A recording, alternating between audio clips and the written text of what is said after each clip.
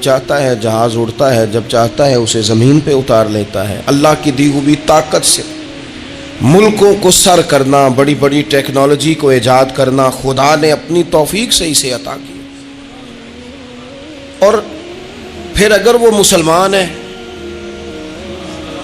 پھر اگر وہ حضور کا غلام ہے، تو پھر تو فرمایا کنتم خیر امت اخرجت للناس، انسان ساری مخلوق میں افضل ہیں، اور میرے محبوب کا کلمہ پڑھنے والے سارے انسانوں میں سب سے افضل ہیں۔ ان کو اللہ نے اور زیادہ فضیلتوں سے، برکتوں سے مالا مال کیا۔ یہ وہ مخلوق ہے، یہ وہ لوگ ہیں، یہ وہ امت ہے کہ جو صرف ارادہ کرتی ہے نیکی کا، کرتی نہیں، ارادہ کرتی ہے تو اللہ نیکی کرنے کا اجر عطا فرما بھی دیتا ہے۔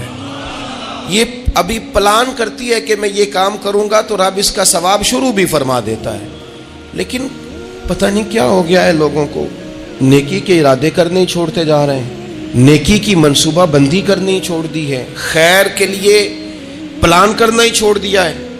بہت سارا وقت بیکار گزرتا ہے، بہت سارا وقت چوراہے پہ گزر گیا، بہت سارا وقت گپوں میں گزر گیا، عمرے دراز مانگ کے لائے تھے 4 دن، 2 آرزو میں کٹ گئے، 2 انتظار میں۔ ایک ڈھیر سارا طبقہ ہے جس سے پوچھتے ہیں کیا کر رہے ہو، وہ کہتے ہیں بس کچھ بھی نہیں، ٹائم پاس کر رہا ہوں۔ تو میں کہتا ہوں یار اتنا فالتو ٹائم کہاں سے آیا جسے پاس کرنا پڑا؟ میں بور ہو رہا ہوں تو میں کہتا ہوں بور ہونے کے لیے وقت کہاں سے لیا آپ نے؟ آپ تو مسلمان ہیں، آپ کا تو وقت شریعت نے بڑا قیمتی کر دیا ہے۔ آپ تو 1 منٹ میں 3 بار سورہ اخلاص پڑھ سکتے ہیں۔ آپ کو تو ذرا سا وقت ملے تو آپ جا کے 2 رکعت نماز کی نیت باندھ سکتے ہیں۔ آپ کو تو تھوڑا سا وقت ملے تو آپ کے تو نبی پاک علیہ السلام نے یہاں تک ہماری تربیت کر دی، ہمارے حضور فرمانے لگے تم کانٹا اٹھا سکتے ہو نا گلی سے، تو وہی اٹھا دینا، اس پر بھی رب صدقے کا ثواب عطا کرے گا۔ تو یہاں تو کانٹوں سے بھری ہوئی گلیاں ہیں۔ میرے نبی پاک نے تو فرمایا تھا کسی مومن کو بس خوش کر دینا، وہ چاہے لمحے کے لیے ہی ہو، اس کے دل میں راحت ڈال دینا، اسے تسلی دے دینا، روتے ہوئے آنکھ آنسو پونچھ دینا، اس کو کہہ دینا میں تیرے ساتھ ہوں۔ فرمایا مومن کے دل میں تم نے خوشی داخل کر دی تو 60 سال نفل پڑھنے سے اللہ تمہیں زیادہ ثواب عطا کر دے گا۔ تو یہ فارغ بیٹھنے کا وقت کہاں سے آیا؟ یہ بور ہونے کا ٹائم کہاں سے آیا؟ ہم نے اپنے آپ کو بیکار کر لیا ہے، اور رب نے نہیں بیکار پیدا کیا، ہم نے بیکار کر لیا، ہم نے اپنے آپ کو زنگ لگا لیا۔ ملت کا وہ جوان جس کو چاہیے تھا کہ وہ خاندان کے 20 50 60 لوگوں کو لے کر چلتا، کفالت کرتا، نمائندگی کرتا، آگے بڑھ کے کہتا میں ہوں نا، گھبرانا نہ، وہ نوجوان خود دکھ سناتا ہے رو رو کے، وہ مجبوریاں سناتا ہے، وہ کچی کچی باتیں کرتا ہے، وہ کہتا ہے مجھے کالا جادو ہو گیا ہے، وہ کہتا ہے فلانے کی نظر لگ گئی ہے، وہ کہتا ہے چچا نے آگے نہیں جانے دیا، وہ کہتا ہے میں ابا جی نے صحیح تقسیم نہیں کی تو میں پیچھے رہ گیا۔ اتنی کمزور بات کرے گا، اور وہ مسلمان اپنی صلاحیت کو پہچانے۔ حضرت سعدی شیرازی کے پاس ایک شخص نے بیٹھ کے اپنے دوستوں کی غلطیاں گنوانی شروع کر دی، ان میں یہ بھی غلطی ہے، یہ بھی غلطی ہے، یہ بھی غلطی ہے، یہ بھی غلطی ہے، یہ بھی غلطی ہے۔ تو حضرت سعدی ہنس پڑے، فرمانے لگے اور یاد رکھ تیرے سجن بڑے ہی برے ہیں، پر پانی بڑا بھی گندا ہو نا تو آگ بجھانے کے کام پھر بھی آ جایا کرتا ہے۔ کوئی تو خوبی ان میں تلاش کر لینا، پانی بڑا بھی گدلا ہو تو آگ تو بجھاتا ہے کہ نہیں بجھاتا ہے۔ ہمارا یہ مزاج بن گیا ہے کہ ہم اپنی صلاحیتوں سے کام ہی نہیں لیتے، ہمیں پتہ ہی نہیں ہم کیا کر سکتے ہیں۔ میرے رسول پاک صلی اللہ علیہ وسلم کا کمال یہ ہے کہ حضور نہ انسان کی صلاحیتیں اجاگر کر دیتے، محبوب اجاگر کر دیتے، حضور اندر جذبہ پیدا کر دیتے۔ اس طرح کا وہ اقبال کہتے ہیں کہ تمہارا وقت کا امام وہ نہیں ہوتا جو تمہیں کہے حالات بڑے خراب ہیں، اس قوم کا کچھ بھی نہیں ہو سکتا، اس ملک کا کچھ بھی نہیں ہو سکتا، فلانا ادارہ بھی خراب ہو گیا، فلانا بندہ بھی کرپٹ ہو گیا، فلانا بھی دنیا دار ہو گیا، پیر بھی خراب ہو گئے، مولوی بھی خراب ہو گئے، سیاستدان بھی خراب ہو گئے، اور بیوروکریٹس بھی خراب ہو گئے، اور تاجر بھی خراب ہو گئے، اور فلانی برادری یہ ظلم کرتی، فلانا قبیلہ یہ ظلم کرتا ہے، فلانے شہر کے لوگ، اسی چکر میں صرف مایوسیاں پھیلانی ہیں، کبھی خیر کی بات ہی نہیں کرنی۔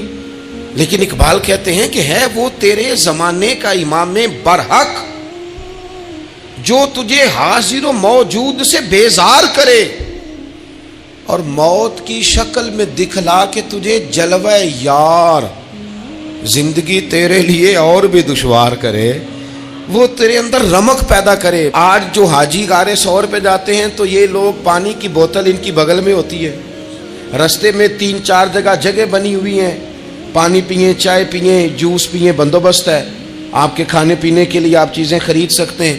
اوپر جائیں تو وہاں بھی سارا کچھ بیٹھنے کا بہترین اہتمام ہے۔ جب حضرت صدیق اکبر گئے تھے تو دن کو نہیں گئے تھے، رات کو گئے تھے۔ اور جناب اسماء بنت ابی بکر جب رات کو کھانا لے کے جاتی تھی تو وہاں تو دن کو آج بھی 1400 سال کے بعد بھی آبادی کوئی نہیں۔ اس وقت کیا منظر ہوگا، اور اب رستہ بن گیا تھا، اب تو رستہ بھی نہیں تھا۔ تو حضرت اسماء کہتی ہیں میں اکیلی روٹی پکاتی تھی، پھر اسے باندھتی تھی، پھر میں یہ نہیں کہ 2-4 میرے ساتھ ساتھی چلو تو پھر غار ثور پہ چلتے ہیں، لوگ تو یوں جاتے ہیں نا۔ فرماتی میں دیکھتی تھی ادھر ادھر کہ کوئی ہے تو نہیں، دیکھ تو نہیں رہا۔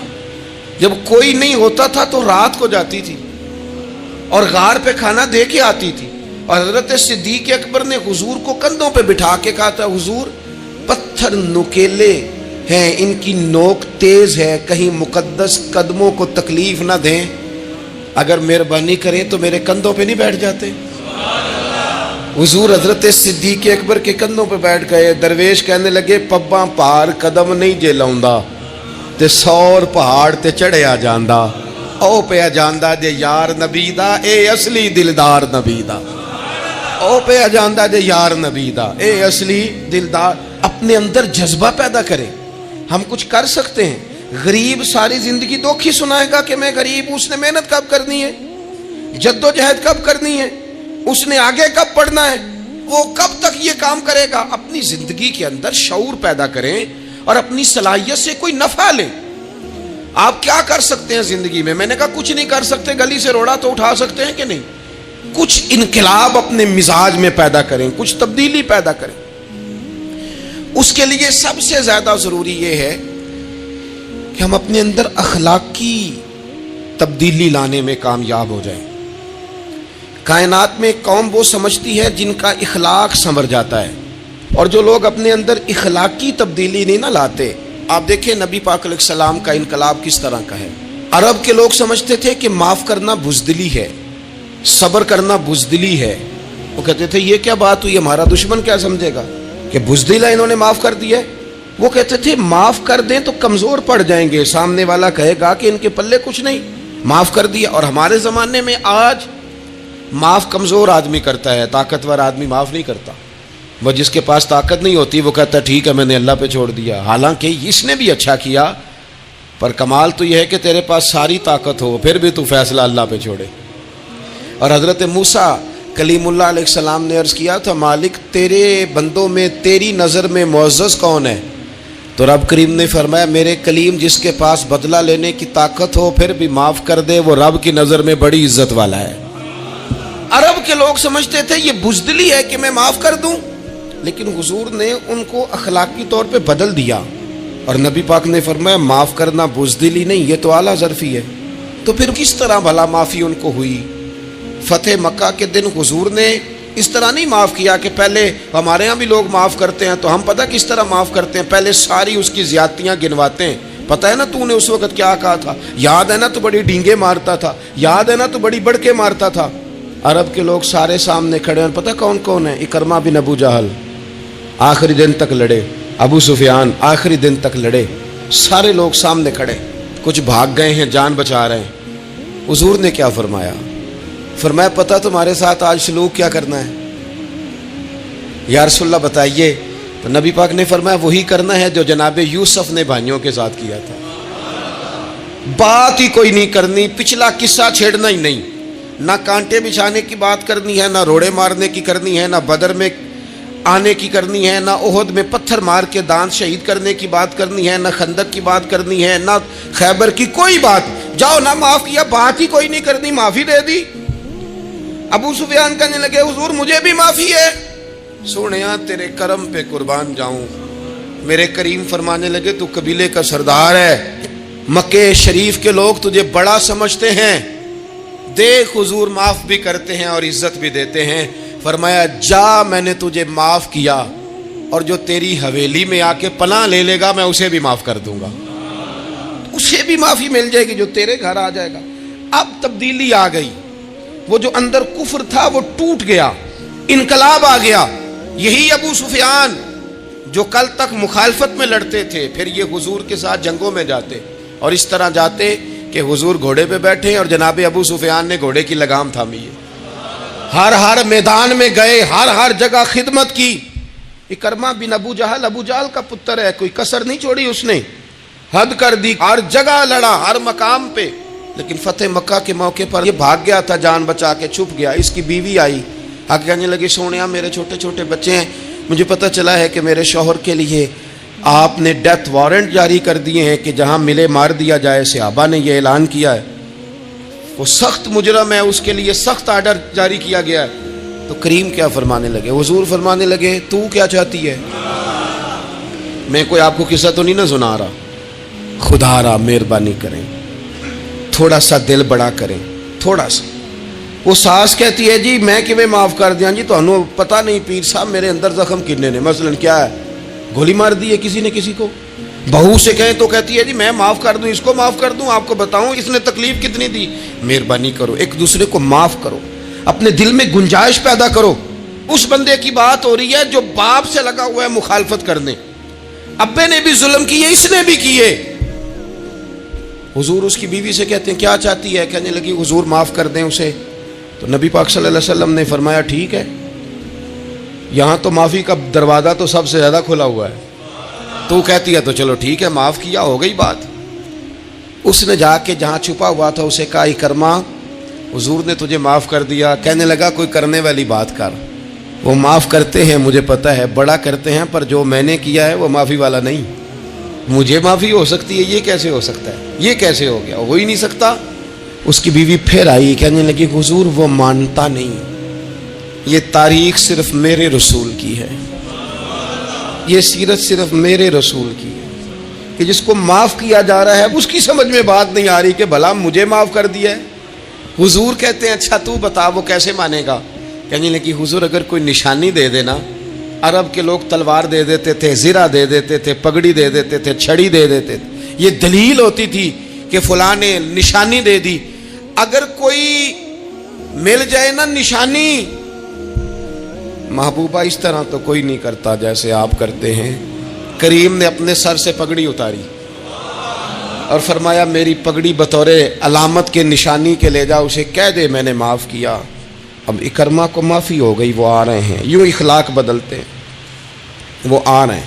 یہاں کوئی بڑا آدمی آئے نا تو پہلے اعلان ہوتا ہے فلاں بن فلاں صاحب آ رہے ہیں, اب ان کو دعوت دیتے ہیں, لیکن وہ اعلان چھوٹا کرتا ہے بڑے کے لیے. یہاں انوکھا باب ہے. اکرمہ کلمہ پڑھنے آ رہے ہیں, نبی پاک صحابہ سے کیا فرما رہے ہیں؟ فرمایا وہ کلمہ پڑھنے آ رہا ہے, اطاعت قبول کر کے آ رہا ہے, سر تسلیم خم کر کے آ رہا ہے, اس کے سامنے اس کے باپ کے کسی ظلم کا اظہار نہ کرنا. اس کے باپ نے بڑے ظلم کیے ہیں, زیادتیاں کی ہیں, ہم تذکرہ یہاں ہوتا ہے, لیکن اس کے سامنے نہ کرنا. اس کا تو ابا ہے نا, اس کا تو باپ ہے نا, کوئی بات نہ کرنا, اسے تکلیف ہوگی. کس کے لیے؟ صحابہ رو رہے ہیں, حضور یہ کس کے لیے تیاری کرا رہے ہو؟ وہ آ گئے, قدموں سے لگ گئے, کلمہ پڑھ لیا, کھول کے روئے, حضور میرے لیے بھی معافی ہے؟ تو کریم نے فرمایا ہاں میں رحمت والے رب کا رحمت والا رسول ہوں, ہے نا معافی. اکرمہ مسلمان ہو گئے. پھر تلوار کو صاف کر کے کہنے لگے سونیا پہلے یہ اسلام کی مخالفت میں لڑتی تھی, اب حمایت میں لڑے گی. مجھے بتائیں, ایک ایک گلی اکرمہ گئے اسلام کی حمایت میں تلوار لے کے, ایک ایک گلی. اور آپ پچھلے جہاد میں بھی گئے تھے, اس جہاد میں نہ جائیں تو کہنے لگے کفارہ نہیں ادا کرنا, پچھلے داغ نہیں صاف کرنے. میں جاؤں گا, گلی گلی جاؤں گا, نگر نگر جاؤں گا, جھنڈا لے کے جاؤں گا, میں بتاؤں گا کہ جب کوئی مدینے والے کے پاس آئے تو رب دل بدل دیا کرتا ہے. انقلاب آتے ہیں, عادتیں بدلتی ہیں, طبیعتوں میں تغیر آتا ہے. کون کہتا ہے نہیں آتا؟ میں جاؤں گا. حمص میں حضرت عمر کے زمانے تک اکرمہ لڑے, سالوں میدان میں رہے اسلام کی حمایت میں, اور پھر حمص کے میدان میں حضرت عمر کے دور میں لڑتے ہوئے شہادت کی موت اللہ نے انہیں عطا فرمائی. یہ آپ دیکھیں حضرت خالد بن ولید کون ہے؟ کہنے لگے حضور میں تو بڑی شدت سے اسلام کے خلاف لڑتا تھا، میری غلطیاں بھی معاف ہو جائیں گی؟ تو حضور فرمانے لگے اسلام پچھلے سارے معاف کرا دیا کرتا ہے، نئی زندگی کا آغاز ہو جاتا ہے، نئی زندگی کا آغاز ہوتا ہے۔ حضور نے فرمایا جو رمضان میں عبادت کر لے نا، ایمان کے ساتھ رمضان میں عبادت کر لے، اللہ اس کے پچھلے سارے ہی معاف فرما دیتا ہے۔ اب وہ نئی زندگی کا آغاز کرے۔ جس نے شب قدر پہ رو رو کے توبہ کی ہے وہ رمضان کے بعد کرپشن چھوڑ دے، جھوٹ چھوڑ دے، بددیانتی چھوڑ دے، دل دکھانا چھوڑ دے۔ جس نے رمضان میں روزے رکھے، تراویح پڑھی ہے، وہ نئی زندگی کا آغاز کرے۔ خدا کی رحمت سے گناہ معاف ہو گئے، اب وہ آگے بڑھے۔ نبی پاک علیہ السلام نے فرمایا جو اللہ کے گھر کا حج کار آیا وہ اس طرح ہے جس طرح آج ماں کے پیٹ سے پیدا ہوا ہے۔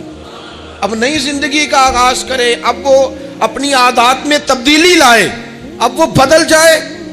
میں کس درد سے یہ بات آپ سے کروں کہ 50 لاکھ مسلمان ہر سال حج کرتا ہے، اگر 25 لاکھ کا کردار بھی ٹھیک ہو جائے تو سال کا 25 لاکھ با کردار مسلمان اگر دنیا کو دیا جائے تو بتائیے امت مسلمہ کا سر کتنا اونچا ہوگا۔ لیکن ہمارا حال وہی ہے کہ آج بھی کیتی جاندے ہو تے لہو بھی پیتی جاندے ہو، کھو کے مال یتیماں دا تے بھیج مسیتی جاندے ہو، پھٹ دلاں دے سیندے نہیں تے ٹوپیاں سیتی جاندے ہو، نفس تے چھری پھیر دے نہیں دمبے کیتی جاندے ہو، فرض پلائی بیٹھے ہو، نفلاں نیتی جاندے ہو، او دسو تے سی بلے شانو ایک ہی کیتی جاندے ہو۔ بات وہی ہے کہ کعبے گئے، مدینے گئے، کربلا گئے، جیسے گئے تھے گھوم پھر کے ویسے ہی آ گئے۔ کچھ تبدیلیاں اپنے مزاج میں لائیں، اپنی عادات میں لائیں۔ حضرت خالد بن ولید نے کہا حضور سارے گناہ معاف ہو گئے؟ فرمایا ہو گئے۔ حضرت خالد بن ولید نے پھر اپنی تلوار تھامی اور جناب خالد بن ولید پھر اس طرح میدانوں میں نکلے کہ نبی پاک نے فرمایا اب یہ خالد نہیں، یہ تو سیف اللہ ہے، یہ تو اللہ کی تلوار بن گیا ہے۔ اس جذبے سے، شوق سے اپنے مزاج کو تبدیل کر کے اس طرح میدان میں آئے، فرمایا اب یہ اللہ کی تلوار ہے۔ پورا وجود زخمی کرایا اور ساری زندگی اسلام کی حمایت میں تلوار چلائی۔ ہم بدل سکتے ہیں، تبدیلی آ سکتی ہے، ہمیں بدل جانا چاہیے۔ بہلول دانا سے کہا تھا ہارون رشید نے کہ مجھے کوئی نصیحت کر دے، میں بادشاہ ہوں، سخت دل ہو جاتا ہے کئی دفعہ۔ تو حضرت بہلول دانا کہنے لگے میں کیا نصیحت کروں، آپ کا باپ کہاں ہے؟ کہنے لگے قبرستان میں۔ کہا ایک بڑا بھائی بھی تھا، بڑا پیار کرتا ہے، سنا آپ سے، کہاں ہے؟ کہا قبرستان میں۔ تو کہا وہ ایک چچا زاد بھی آپ کے ساتھ میں نے دیکھا ہے، کہا وہ بھی قبرستان میں۔ یاد کرانا شروع کیا حضرت بہلول نے، فرمایا وہ ننہال والے، ددہال والے، وہ ماموں، وہ چاچو کا سب قبروں میں۔ آخری جملہ کہا، فرمایا تیرا ایک پتر بھی تھا، چڑھتی جوانی تھی، قد اونچا تھا، رنگ گورا تھا۔ ہارون رشید رو پڑے، کہنے لگے حضور وہ بھی قبرستان میں۔ تو فرمایا جس نے اتنے جنازے پڑھے ہوں اسے میں نصیحت کروں؟ تیرا کیا خیال ہے، تو نے نہیں جانا؟ یارو ہم نے اپنے کئی کلاس فیلوں کے جنازے پڑھے ہیں، بڑا پیار تھا میرا اپنی دادی کے ساتھ، تو 97 میں وہ انتقال کر گئیں، دادا ابو چلے گئے، اماں جی چلی گئیں، ابا جی چلے گئے، نانا چلے گئے، پھپھا چلے گئے، دوست چلے گئے۔ یہاں پچھلے سال کئی سنگی تھے، اس سال نظر نہیں آتے، رخصت ہو گئے۔ او سنگیو یہ تو ساری تیاری ہے، ہم نے بدلنا کب ہے؟ اب تو ہمارا بڑھاپا آنے کو ہے، اب تو بال سفید ہونے کو۔ تبدیلی کس وقت؟ اللہ تعالیٰ نے قرآن مجید فرقان حمید کے اندر فرمایا اللہ ولی الذین آمنوا یخرجہم من الظلمات الی النور۔ اللہ مومنوں کا ولی ہے، وہ انہیں اندھیروں سے نور کی طرف نکالتا ہے، وہ رستہ دکھاتا ہے۔ بار بار راہ کھلتی ہے ہمارے سامنے پر ہم قبول کرنے کو تیار نہیں ہوتے۔ کچھ تبدیلی اب آ جائے، کچھ زبان میں مٹھاس آ جائے، کچھ ہمارے عمل میں پختگی آ جائے۔ ہم نہ بہت سارے کام لوگوں کو دیکھ کر کرتے ہیں، اس سے تھوڑی جان چھڑائی جائے۔ کچھ اپنے اندر جو قباہتیں ہیں، کچھ اپنے ساتھ جنگ کی جائے۔ نبی پاک علیہ السلام نے فرمایا افضل جہاد اپنے نفس سے لڑائی کرنا ہے، اپنے آپ کے ساتھ کچھ جد و جہد کی جائے، کچھ اپنے خلاف بھی چلا جائے۔ ساری زندگی دوسروں سے لڑتے، دوسروں پر اپنی غلطیوں کا بوجھ ڈالتے گزر گئی، کچھ اپنے نفس پر بھی. حضرت باجزید بستامی سے کسی نے کہا حضور میں نے اللہ تک جانا ہے، رستہ بتا دیں. فرمایا 2 قدم کا رستہ ہے. فرمایا 1 قدم اپنے نفس کی خواہش پہ رکھ لے تو دوسرا قدم تیرا رب تک پہنچ جائے گا. تو اپنے آپ کو کنٹرول نہیں نہ کرتا، اپنے آپ سے تو لڑ پہلے. اقبال کہتے ہیں ڈھونڈتا پھرتا ہوں اے اقبال اپنے آپ کو، آپ ہی گویا مسافر آپ ہی منزل ہوں میں. نبی پاک نہ تبدیلی کرتے. یہ جو لوگ کہتے ہیں نا کیسے بدلوں، تو حضور بدلنے ہی تو آئے ہیں. حضور بدلنے. حضرت مازن ایک صحابی ہیں، وہ کہتے ہیں میں بت کی پوجا کرتا تھا. امام بہقی نے لکھا ہے میں بت پوجتا تھا. ایک دن میرے بت کے اندر سے آواز آ گئی تو کب تک مجھے پوجے گا، مدینے میں تو حضور جلوہ فرما ہو گئے ہیں. کہتے ہیں 2 دفعہ 3 دفعہ بت مجھے پیغام دے رہا ہے کہ حضور کی طرف جاؤ. بت کہتے ہیں میں وہاں سے چلا حضور کی بارگاہ میں پہنچا تو نبی پاک علیہ السلام کی خدمت میں حاضر ہو کے میں نے عرض کی یا رسول اللہ کمال ہو گئی، لوگ بتوں کو پوجتے ہیں اور میرا بت کہہ رہا تھا جا کے حضور کا کلمہ پڑھ دے. او سکیاں کھجوراں اگا جام دے تے پتھراں تو کلمہ پڑھا جام دے. فرمایا وہ انہوں نے مجھے بت نے بھیجا ہے. حضرت مازن کہتے ہیں حضور کی بارگاہ میں آیا، نبی پاک نے کلمہ پڑھایا تو میں نے عرض کی حضور میرے اندر کچھ قباحتیں بھی ہیں، کسی کی چیز دیکھ کے میرا جی للچا جاتا ہے، میں چوری کر لیتا ہوں، بدکاری کا بھی مزاج ہے، شراب نوشی بھی ہو جاتی ہے. کہتے ہیں حضور نے میرے سینے پہ ہاتھ رکھا، میرے لیے دعا کر دی. آپ فرماتے ہیں گردن اونچی تھی کبھی نیچی نہیں ہوئی تھی، پر وہ کلمے کی کیا برکت آئی کہ ایسا سر جھکا کہ وہ جھکا ہی رہا. ایسی تبدیلی آئی کہ آ گئی، نفرت ہو گئی. کہتے ہیں حرام مال آتا ہے تو میری طبیعت پہ بوجھ بن جاتا ہے. میں اکثر دوستوں سے کہتا ہوں کہ ہمارے ہاں لوگوں کا عجیب مزاج ہے، وہ اپنا مائنڈ سیٹ کر لینا، کبھی ذہن بنا لینا یہ چیز حرام ہے تو وہ کبھی بھی حلق سے نیچے ہی نہ جائے. آپ گوشت کھا رہے ہوں اور بڑا اچھا پکا ہوا ہے، بہترین مسالہ جات لگے ہوئے ہیں بہترین، آپ کھا رہے تھے گوشت، کوئی بندہ آپ کے کان میں آ کے کہہ دے صدقے کا ہے، اس کا منہ میں ذائقہ بدل جاتا ہے کہ نہیں؟ بھئی گوشت تو وہی ہے، یہ کیسے بدل گیا؟ کیونکہ آپ کے نا وہاں کمپیوٹر میں فٹ ہے کہ صدقہ میرے لیے درست. آپ وہ کہتے ہیں یہ تو فارم بن گیا. بھئی یہ کیا بن گیا؟ چلے اس سے بھی آگے چلتے ہیں. آپ کھا رہے تھے گوشت اور بڑا لطف آ رہا تھا تو کسی نے کہہ دیا کہ تو جانور ٹھیک ہی نہیں تھا، بیمار تھا یا حرام تھا، ذبح ہی نہیں کیا تھا، صحیح طور پر ایسے ہی اس کو پکا دیا، مر گیا تھا. تو اب تو یہ حال ہوتا ہے کہ الٹیاں شروع ہو جاتی ہیں. کیوں؟ اس لیے کہ نفیس طبیعت پر نہ صدقے کا گوشت فٹ ہوتا ہے نہ حرام فٹ ہوتا ہے، کیونکہ طبیعت نفیس ہے نا. بس اس بات کو سمجھ لیں، جس طرح حرام بکرا طبیعت پہ فٹ نہیں نہ ہوتا، اس طرح کروڑ حرام بھی طبیعت پہ فٹ نہیں ہونا چاہیے. 2 کروڑ بھی حرام آ جائے تو فٹ. جس دن 2 کروڑ پر بھی الٹی آنے لگ گئی نا، جس دن حرام جگہ پر قبضہ کرتے بھی کہہ آنے لگ گئی، ذائقہ بدلنے لگ گیا، کمپیوٹر میں فٹ ہو گیا کہ یہ میرے لیے ٹھیک نہیں. لیکن میں اکثر کہتا ہوں لوگوں سے، میں کہتا ہوں ہمارے ہاں بندہ دیکھ کے فتویٰ ہوتا ہے. یہاں کوئی غریب عیسائی ہو نا، ماڑا بیچارہ گلی میں جھاڑو دے کے روٹی کماتا ہے، تو لوگ مسئلہ پوچھتے ہیں، کہتے ہیں مولوی صاحب سائنہ روٹی کھانی جائز ہے؟ تو میں پھر ان لوگوں سے آگے سے پوچھ لیتا ہوں، میں کہتا ہوں یہ بتاؤ امریکہ کا صدر بھی عیسائی ہے، اس کے ساتھ جائز ہے؟ اتنے وزیر مشیر وزراء اعظم ملکوں کے جا کے کھاتے ہیں، کبھی آپ نے مسئلہ پوچھتے دیکھیں؟ وہاں تو جو مولوی مشیر بنے ہوئے وہ بھی بیٹھے ہوتے ہیں بیچ میں، وہ بھی بیٹھے ہوتے ہیں، اب بھی ان سے پوچھو. لیکن ہمارا مزاج یہ بن گیا ہے کہ غریب کے حق میں مسئلہ اور ہے اور امیر کا معاملہ ہے تو معاملہ اور اس سے نکلے. یعنی اگر 5 روپے کسی کے گر جائیں تو وہ واپس کرنے بھی ضروری ہیں، اور 5 کروڑ گر جائیں تو وہ بھی. وہ ہمارے ایک دوست کہا کرتے ہیں کہ ایک صاحب تھے، ان کو نا بڑے قیمتی جوتے کا ایک پیر مل گیا کہیں سے گرا ہوا. انہوں نے وہ قیمتی پاؤں جوتے کا گرا ہوا اٹھایا اور وہ بندہ تلاش کرنے لگے کس کا گرا ہے. دیر تک وہ ڈھونڈتے رہے ایک پاؤں کس کا ہے، تھوڑی دیر کے بعد انہیں دوسرا پاؤں بھی مل گیا. پھر انہوں نے بندہ ڈھونڈنا بند کر دیا. انہوں نے کہا اب دونوں ہو گئے ہیں، اب یہ کام آئے گا، لہذا انہوں نے بند کر دیا. میرے عزیز یہ تو کوئی طریقہ نہیں ہے نا کہ آپ چیز اگر تھوڑی سی ہے تو اس پر فتویٰ اور ہے، اور اگر زیادہ ہے تو مزاجوں میں جب ہم یہ لے آئیں گے اپنی طبیعت میں، اور کب تک ہم نے اسی طرح رہنا ہے؟ کب ہم نے اپنے وجود سے کام لینا ہے؟ بیکار وقت کب تک گزرنا ہے؟ کتنے رمضان آئے گزر گئے، کتنے عمرے آئے گزر گئے، کتنی ہم نے دیکھا کہ بس بیمار ہو گئے ہیں، ٹھیک ہو جائیں گے تو پھر اس کے بعد ہم نے کوئی نماز نہیں چھوڑنی، لیکن ٹھیک ہوئے تو بھول گئے، نئی سے نئی بات شروع ہو گئی۔ ہم نے کتنی دفعہ کہا کہ آج کے بعد تبدیلی، لیکن کیوں نہیں تبدیل ہوتے؟ حضرت فضالہ بن عمیر ایک صحابی ہیں، کہتے ہیں میں عورتوں کا معاذ اللہ بڑا رسیہ تھا۔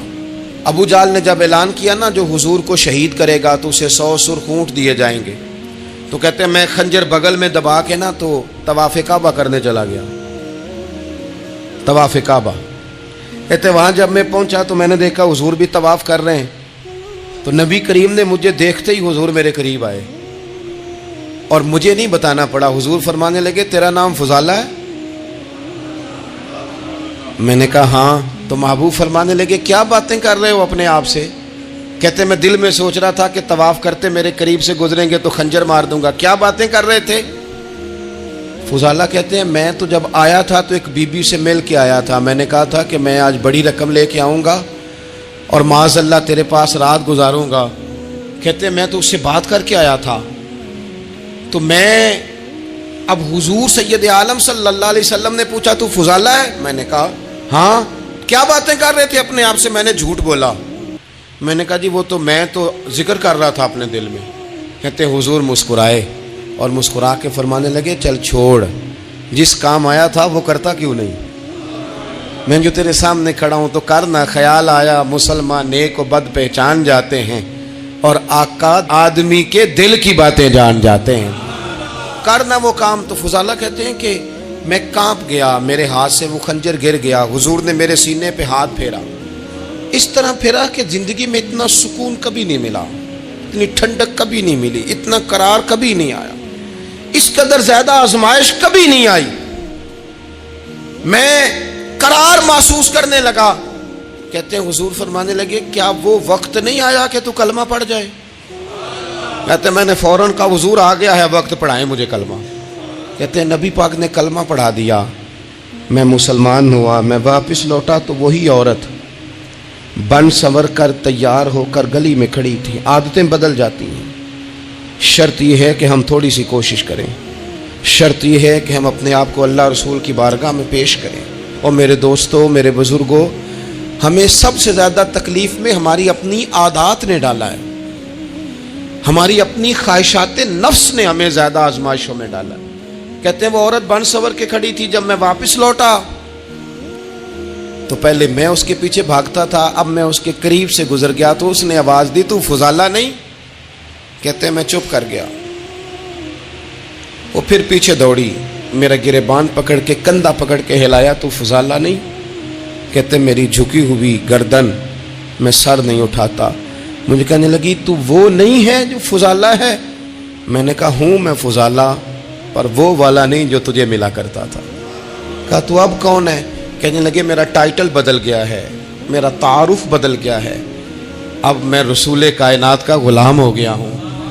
اب لوگ مجھے مسلمان کہتے ہیں، اب میری نگاہوں میں جچتا نہیں کوئی، جیسے میرے محبوب ہیں ایسا نہیں کوئی۔ کہتے ہیں بدل گئی عادت، میں وہی ہوں پر میرا لہجہ، میرا مزاج ہی بدل گیا۔ حضرت جریر ابن عبداللہ کہتے ہیں میں کاروبار کرتا تھا اور مجھے بڑا سلیقہ آتا تھا کاروبار، میں سستی ترین چیز خریدنے کا ملکہ رکھتا تھا، لیکن فرماتے ہیں کہ جب میں حضور کا کلمہ پڑھنے گیا تو نبی پاک نے مجھے فرمایا میرا دین کسی کا بھلا کرنے کا نام ہے، الدین النصیحہ، خیر خی کرنا۔ فرماتے ہیں پھر میں نے نصیحت کو پلے باندھا، ایک آدمی سے گھوڑا خریدا 300 دینار کا، گھوڑے کو پکڑ کے میں نے جب تھوڑا آگے چلایا تو وہ تو بڑا نرم مزاج تھا، سی پنجابی چاکیدہ ساؤ ہے بڑا، اور میں نے کہا یہ تو گھر میں بھی رکھا جا سکتا ہے، یہ تو 400 کا ہے۔ پھر میں نے اس پر سواری کی تو وہ سواری کے لیے ہی بڑا اچھا تھا، میں نے کہا یار تیرا جانور 600 کا ہے۔ کرتے کرتے جب میں نے اسے 1000 دینار تھمایا، 400 میں سودا ہو گیا تھا، اس نے دے دیا تھا گھوڑا یا اونٹ۔ کہتے ہیں وہ شخص میری طرف دیکھ کے حیران ہو کے کہنے لگا جریر تو پہلے بھی آتا ہے، یہ تجھے کیا ہوا؟ تو حضرت جریر کہتے ہیں میں نے اسے کہا پہلے جریر آتا تھا، اب وہ والا جریر ہے جس نے مدینے والے کا کلمہ پڑھا ہے. کنتم خیر امتن کا ٹائٹل ہے میرے پاس. کیا اسلام صرف نعرے لگانے کا نام ہے؟ کیا اسلام صرف دوسروں کو یہ کہنے کا نام ہے کہ تو نے مجھے کس طرح کہہ دیا کہ میں عاشق رسول نہیں؟ تو زیادہ ہے، تیرے پاس زیادہ دین ہے. صرف ڈٹ جانا اور زیادہ باتیں کرنے کا نام دین ہے؟ اپنے اندر ایک ایک کر کے غلطیوں کو چھوڑیں. آج کچھ عہد کریں کہ ہم نے فلاں فلاں گناہ سے جان چھڑانی. اپنے اندر کچھ تبدیلیاں لائیں اور کسی کو بتانے کی ضرورت نہیں. ہمارا اور ہمارے رب کا معاملہ ہے. اکیلے میں بیٹھ کے اللہ کے حضور عہد کریں. اکیلے میں بیٹھ کے. ایک سردار تھے کسی قبیلے کے، وہ حضور کی بارگاہ میں کلمہ پڑھنے آئے. امام رازی نے لکھا ہے، کہتے میرے اندر 4 غلطیاں تھیں.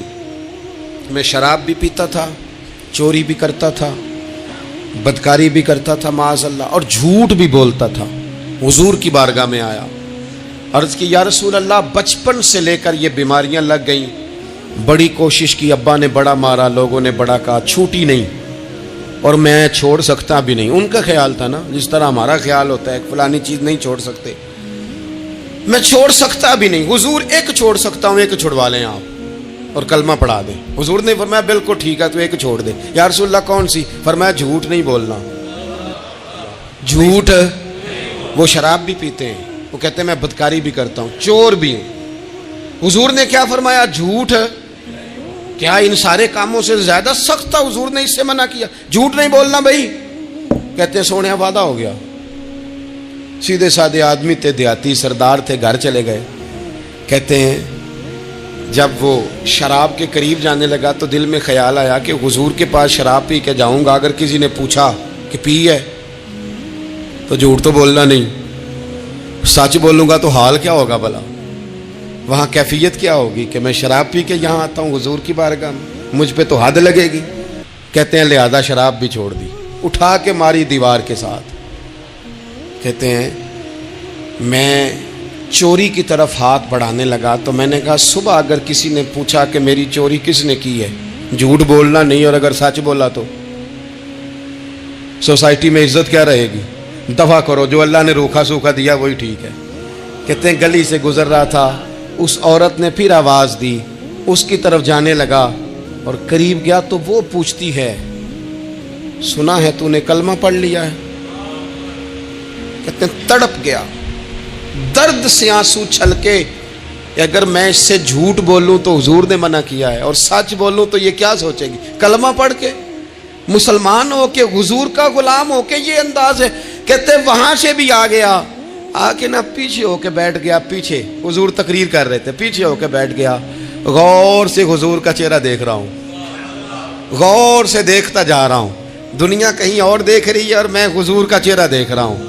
سر سے لے کر پاؤں تک تنویر ہی تنویر ہے، جیسے منہ سے بولتی قرآن کی تفسیر ہے. سوچتی تو ہوگی دنیا مصطفیٰ کو دیکھ کر بھلا وہ مصور کیسا ہوگا جس کی یہ تصویر ہے. کہتے میں غور سے چہرہ دیکھ رہا ہوں. حضور کی خدمت میں گیا سلام لینے تو محبوب نے مسکرا کے دیکھا تو میں نے کہا سونیا قربان جاؤں، میرا ایک جھوٹ چھڑوایا ہے، میری ہر شے چھوٹ گئی ہے، ختم ہو گیا سارا کچھ ہی. یہ مہربانی ہو جائے گی انشاءاللہ. اپنے آپ سے بات کریں، کوشش کریں کہ ہم نے زندگی میں جھوٹ نہیں بولنا، آپ سچ بولیں. میری ملک کے لیڈر اگر قوم کو صرف سچ بتائیں ہمارے پاس کیا ہے، ہم کتنا سروائیو کر سکتے ہیں، کہاں تک جا سکتے ہیں، آپ یقین کریں قوم کا اعتماد قائم رہے. اگر ہم اپنے بچوں سے سچ بولیں، اپنے دوستوں سے سچ بولیں، اپنے محبت کرنے والوں سے سچ بولیں، ہمارا اعتماد نہیں خراب ہوگا، اعتماد قائم رہے گا. وہ ایک شخص نے آ کے کہا تھا نا یا رسول اللہ میں 2 نمازیں پڑھوں گا، اگر آپ کہتے ہیں تو کلمہ پڑھتا ہوں، 5 نہیں پڑھ سکتا. فرمایا تو آ جا 2 ہی پڑھنا، لیکن یہ چھٹی صرف حضور دے سکتے ہیں اور نہیں کو دے سکتا. حضور نے فرمایا 2 ہی پڑھنا. صحابہ کہتے ہیں 2 نمازوں کی شرط پہ کلمہ پڑھا. پھر شارحین فرماتے ہیں وہ وقت بھی آیا کہ وہ تہجد بھی پڑھا کرتے تھے.